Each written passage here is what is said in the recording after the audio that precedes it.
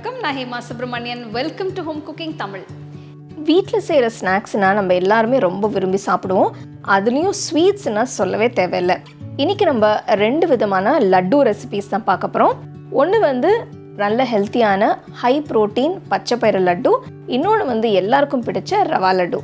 So வாங்க இந்த 2 laddu recipes எப்படி செய்யுதுன்னு பார்க்கலாம்.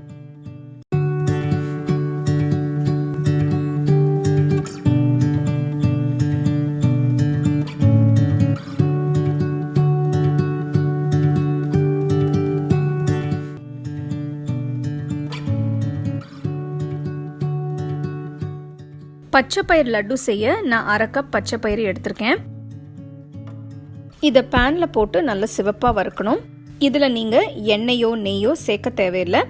அடுப்பு மீடியம் லோ ஃப்ளேமில் வச்சு வருங்க. பயிரோட நிறம் மாறுற வரை கைவிடாமல் கிண்டணும்.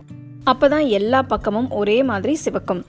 இப்போ பாருங்க, பயிறு நல்ல ஒரு ரெட்டிஷ் ப்ரௌன் கலரில் இருக்குது. இந்த அளவு வறுத்தா போதும். இதை வேற பாத்திரத்துக்கு மாற்றி ஆற விடுங்க. வறுத்த பயிறு நல்லா ஆறிடுச்சு. இதை மிக்சர் ஜாரில் போட்டு அரைங்க. இதை நீங்கள் ரொம்ப ஃபைன் பவுடராகவும் அரைக்கக்கூடாது, ரொம்ப கொரகொரப்பாகவும் அரைக்கக்கூடாது. சரியான பதத்துக்கு அரைக்கணும்.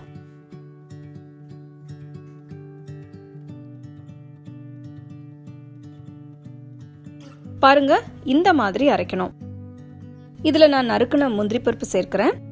இது லட்டுக்கு நல்ல ஒரு கிரன்ச் கொடுக்கும். நீங்கள் விருப்பப்பட்டா இதில் பாதாம், பிஸ்தா, வால்நட்ஸ் கூட போட்டுக்கலாம். ரொம்ப நல்லா இருக்கும். அடுத்து ஏலக்காயை பிரித்து விதைகளை எடுத்து தட்டி 1/2 டீஸ்பூன் அளவுக்கு சேர்க்கிறேன். நீங்கள் அதிகமாக பயிர் எடுத்திருந்தீங்கன்னா அதுக்கு ஏற்ற அளவு மற்ற பொருட்களை அட்ஜஸ்ட் பண்ணிக்கோங்க. அடுத்து 2-3 டீஸ்பூன் நெய் போடுங்க. நான் வெல்லத்தை தண்ணியில் கரைச்சி லேசாக கொதிக்க விட்டு வடிகட்டி வச்சிருக்கேன். பாருங்க, கொஞ்சம் சிரப் கன்சிஸ்டன்சியில் இருக்கு. இதை இப்போ சேர்க்கலாம். உங்களுக்கு எவ்வளோ இனிப்பு தேவையோ அந்த அளவு வெல்லப்பாகு சேர்த்துக்கலாம். நான் கிட்டத்தட்ட 7 டீஸ்பூன் அளவு சேர்க்கிறேன். எல்லாத்தையும் நல்லா மிக்ஸ் பண்ணுங்க.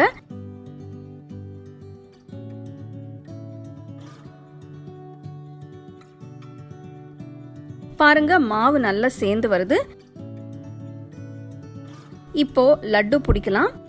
உங்களுக்கு எந்த சைஸ் லட்டு வேணுமோ அந்த அளவு மாவு எடுத்து உருட்டுங்க. ஹெல்த்தியான பச்சைப்பயிறு லட்டு இப்போ ரெடி.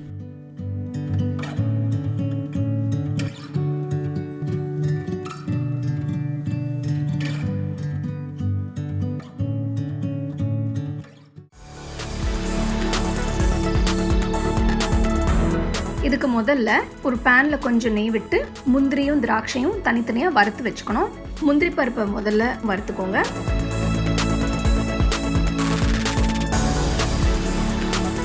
அப்புறமா திராட்சையும் வறுத்துக்கோங்க.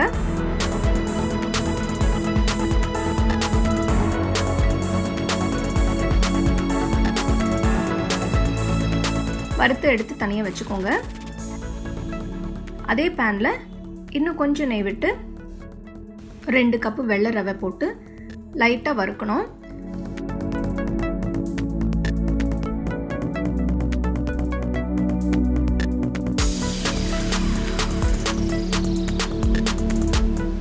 கொஞ்சம் கலர் மாறின உடனே ஆஃப் பண்ணி தனியாக வச்சுருங்க.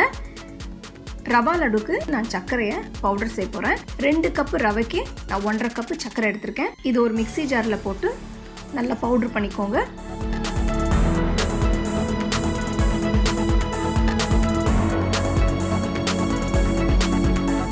சர்க்கரை நல்ல பவுடர் ஆயிருக்கு. இப்போ அதே மிக்ஸி ஜாரில் வறுத்து வச்ச ரவையும் சேர்த்து ஒரு 2 சுத்து சுற்றினா போகிறோம்.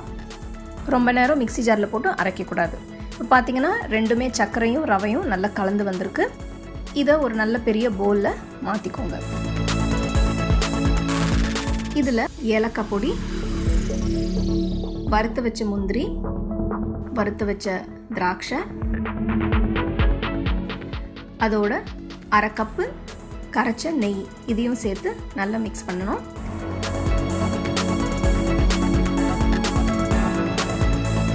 இதெல்லாம் போட்ட பிறகு உங்களுக்கு தேவையான அளவு பால், இது நான் கொஞ்சோண்டு தான் சேர்த்துருக்கேன், நான் பால் ஏன் சேர்த்தேன்னா ரவா லட்டு பிடிக்கிறதுக்கு நல்ல வசதியாக இருக்கும். இல்லைனா கொஞ்சம் உதிரி உதிரியாக ட்ரை ஆகிடும். இப்போ பால் ஊற்றுனா இன்னும் கொஞ்சம் மாய்ஸ்சரோட நல்ல சாஃப்டாகவும் இருக்கும் லட்டு.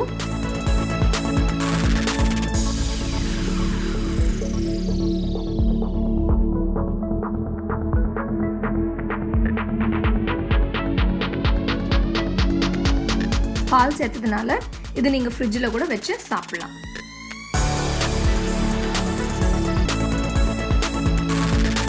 ரெண்டு விதமான லட்டு ரெசிபீஸ் எப்படி செய்கிறதுன்னு பார்த்தோம்.